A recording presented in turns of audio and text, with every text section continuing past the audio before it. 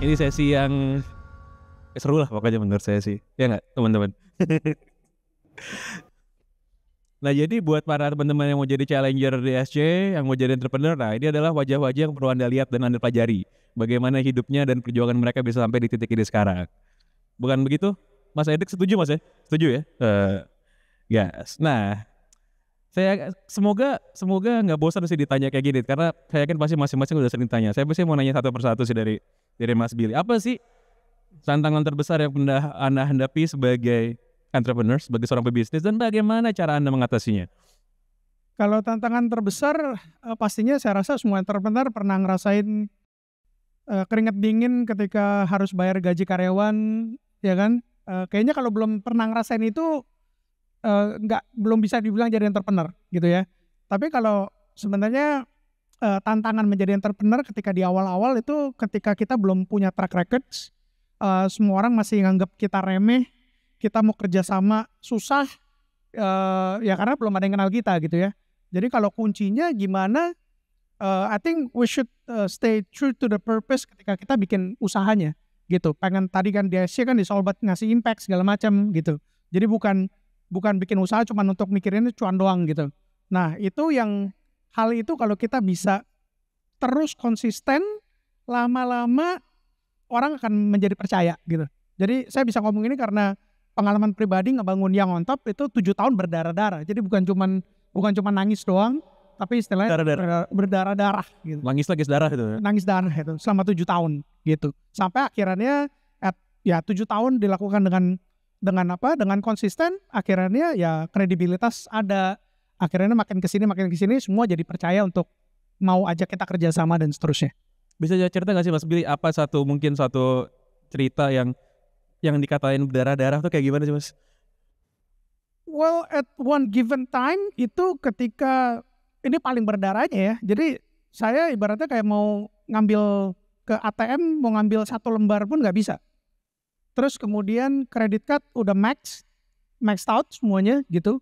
Dan ini saya udah pernah cerita di media juga bahwa the rock bottom of my life adalah ketika saya mengalami hal itu semua, kemudian suatu malam kebangun nangis, dan saya waktu itu tinggal di apartemen dan sampai ngeliat ke bawah terus nyempet mikir, cross my mind bahwa kalau gue lompat semua masalah gue selesai nih. So that was the rock bottom of my life. Jadi udah sampai kepikiran untuk menyudahi hidup gitu. Ya puji Tuhan akhirnya saya masih ada di sini lah. Ini bukan rough ya. Real itu ya, problem jadi teman tuh real gitu, bukan cuman sesuatu yang memang kita lihat di cerita atau di berita, tapi kalau dijalanin sih memang tough sih. Bukan begitu Bapak Michael Tampi? Saya pernah rekaman podcast lama lah, saya tahu ceritanya Michael Tampi ini gimana, perjuangannya juga luar biasa. Kayaknya dia senyum-senyum aja. Apa? Dia kayaknya asik-asik aja dari awal deh. Yoi bos, soalnya Sobsi Barashi bro, gokil emang dia. Iya. Dia dari lahir udah sukses. Sukses. Tapi memang gokil sih Mas Michael. Coba ceritain dulu ke teman-teman yang mungkin belum jatuh bangunnya Anda tuh sebagai seorang entrepreneur tuh gimana sih? Jangan yang bagus-bagusnya, yang susah-susahnya. Iya. Sebetulnya kalau dari gue ya, mungkin banyak yang senasib sepenanggungan ya di sini yang datang dari background bukan apa-apa ya. Karena itu buat gue itu jadi apa ya? Jadi lecutan. Jadi lecutan karena kita tuh udah pernah ngalamin yang kita dari bukan siapa-siapa gitu ya, kita dari nobody. Itu kata Billy juga dianggap remeh, it's okay menurut gua, dan itu kita semua alamin. Terus perjuangan rupiah demi rupiah gitu ya, makanya kalau lagi berjuang sering-sering didokumentasiin kalau saya bilang ya, supaya ingat. Jadi saya juga masih ada foto-foto waktu masih ya di garasi, bener-bener saya packing sendiri, saya kirim sendiri gitu ya. Semuanya selalu startnya dari bawah.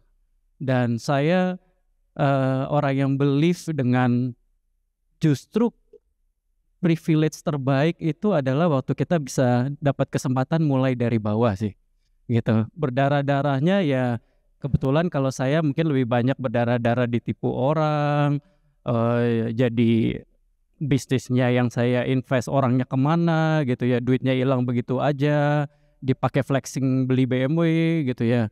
ini saya kalau diterusin curcol nih, tolong hentikan saya nih, tolong hentikan. Udah ya kira-kira begitulah. Sakit hati kehilangan duit deh, itu berat ya. Iya, saya dulu cerita Mac kayak nggak pengen juga jadi entrepreneur kalau kisahnya kayak gini ya gitu.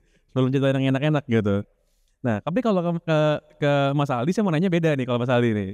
Yang namanya Aldi Hari Pratomo nih kalau buat saya berada di tempat yang tepat di waktu yang tepat terus deh. Kan? Waktu yang tepat terus maksudnya. Di tempat yang tepat di waktu yang tepat gitu. Karena kalau ngeliatin pengalaman bisnis lo ya, itu kan lo selalu berada di up and coming ya sektor dan berada tepat gitu. Dan gimana sih cara lo spot yang ini peluangnya bagus nih, yang ini peluangnya bagus nih. Gimana tuh resepnya sebagai seorang entrepreneur? Ya jadi ya kan saya kan payment, healthcare, film misalnya gitu ya, Iya, gampangnya let's say ya. Gini, menurut gua ujung-ujungnya kan sebagai entrepreneur itu kita harus punya mimpi, ya kan. Jadi sektor yang tepat itu kan nggak akan cuma satu di satu waktu.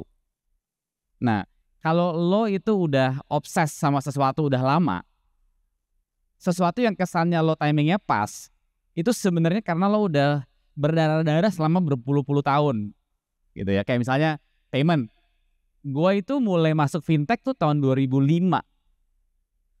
Bahkan kata-kata fintech itu belum ada. Belum ada ya. Ya kan itu peer-to-peer lending pertama di dunia, itu pekerjaan pertama gua gitu di California.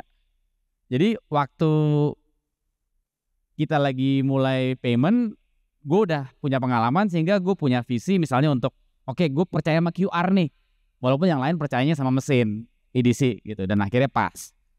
Kalau healthcare, gue dari 2010 udah terlibat sama waktu Aceh tsunami, pasca tsunami itu banyak inisiatif di sana gitu, dan itu gue juga ngalamin sehingga pas lagi pandemi dan gue di GoPay mau invest, gue udah punya pengalaman di healthcare, telemedicine, karena gue lihat kalau di daerah kayaknya nggak mungkin deh dokter tuh mau ke sana. Jadi dan film juga sama gitu, kayak ya gue ngelihat bahwa itu sebuah waktu di Gojek sempat investasi di keluarga Cemara itu tahun 2017 gitu kan. Jadi gue udah ngikutin industri, begitu gue lihat tahun 2021 ini orang di rumah nggak ngapa-ngapain nih, maunya nonton film, dan Netflix membawa film itu menjadi global gitu. Kuncinya sih lo harus berkecimpung di sesuatu yang lo suka dari lama dan ngelihat kapan kira-kira waktu di mana lo berani melepaskan segalanya dari yang lo ada untuk cabut ke tempat lain. Karena gue keluar dari GoPay ke Halodoc itu kan nggak sesuatu yang gampang ya gitu kan. Nah jadi kalau lo udah berani, ya berarti lo udah yakin sama timingnya, karena entrepreneur ujung-ujungnya kan harus make a bet ya gitu. Ya, dan itulah gimana cara make a bet di waktu yang tepat di tempat yang tepat pula gitu. Nah, itu tuh jagonya Mas Aldi tuh kalau gue lihat-lihat tuh. Kalau Manilam, Pak, ini soal support system. Ya. Karena jadi entrepreneur tuh pada ujung-ujungnya kan yang ngurus diri sendiri, yang bertanggung jawab diri sendiri juga gitu. At the end ya you're on your own gitu. Tapi gimana sih cara creating support system yang bagus untuk menopang apa yang kita lakukan, bukan cuman secara financial ya, tapi secara mental juga kan. Gitu kan, it's a very lonely journey gitu, kita tahu. Gimana Mbak? Iya, yang pasti melalui banyak kegagalan ya. Kayaknya di sini semuanya kalau udah senyum-senyum penuh makna, semua ini udah tarikan nafas udah berat gitu ya. Itu kayaknya kita semua udah mengalami dari A sampai Z. Cuman kembali lagi dengan kegagalan itu kan akhirnya kita ngerti, Mas. Oh, orang ini ternyata zong, orang ini gak bisa dipercaya, gak amanah. Oh, yang ini bisa nih kita grooming supaya jadi support system kita gitu kan. Masalahnya kita sebagai entrepreneur itu, apalagi ketika saya perempuan ya Mas ya, kita itu kan harus berfungsi gak cuman as a pencari uang utama gitu ya. As a entrepreneur kita juga harus berfungsi secara sadar dan utuh menjadi seorang ibu, seorang istri gitu kan. Nah gimana tuh caranya mendapatkan juga pasangan hidup, support system yang memang cocok juga. Kenapa kok senyum Mas? Ya kalau memang kembali lagi kita punya support system yang bagus, jadilah Nilam yang sekarang gitu, to be honest. Ya. Tapi memang lo bener kan? Yang senyum Edric Mbak, by the way, bukan saya Mbak, Edric yang by the way. Oh iya, lupa. Nah, tapi kembali lagi, ya udahlah gitu. Maksudnya gagal tuh biasa kok. Maksudnya di sini mah kita udah nggak kehitung gagalnya berapa kali, tapi ketika kita udah find out, oh support system bahkan di DSC ini ya sebenarnya adalah support system yang bagus banget untuk saya pribadi, karena orang-orangnya sudah terkurasi, mentor-mentornya, network seperti ini kan yang akan selalu kita bisa ajak kolaborasi ya, karena at the end kita tuh nggak jago loh Mas sendirian, kita itu harus kerja bareng, kolaborasi bareng, dan kadang pun kita akan pegangan tangan, maksudnya kayak aku udah mau jatuh nih, tolong dong bantuin. Bukan selalu tentang materi ya, tapi kadang bisa nggak kenalin aku ke sini, bantuin aku dengerin deh gitu. Karena kalau entrepreneur nih kayaknya curhatnya banyak banget gitu kadang. Dan kita dapet sudut point of view dari teman-teman yang ternyata masalah hidupnya sama gitu ya, beratnya sama. Itu jadi kayak, oh ternyata gue gak sendirian. Itu gimana ya, antara happy teman kita susah juga gitu kan. Tapi at the same time, oh dia udah pernah kok, dia bisa lewat, aku pasti juga bisa ngelewatin gitu sih. Iya. Memang entrepreneur kalau pada ketemu saling curhat sih Mbak. Itu kayak traumatic survivor camp jadi kan. Tapi nah ini saya mau nanya nih, ada gak sih entrepreneur yang gak pernah ditipu tuh? Ada nggak? Karena kenapa? Satu hal yang dulu nggak pernah ada yang kasih tahu ke saya sebelum mulai bisnis adalah sebenarnya soal giving trust kepada orang. Ya, delegasi kerjaan, ya mempercayakan masalah soal resources misalnya gitu. Gimana sih cara kita nentuin siapa yang bisa kasih trust, mana yang enggak?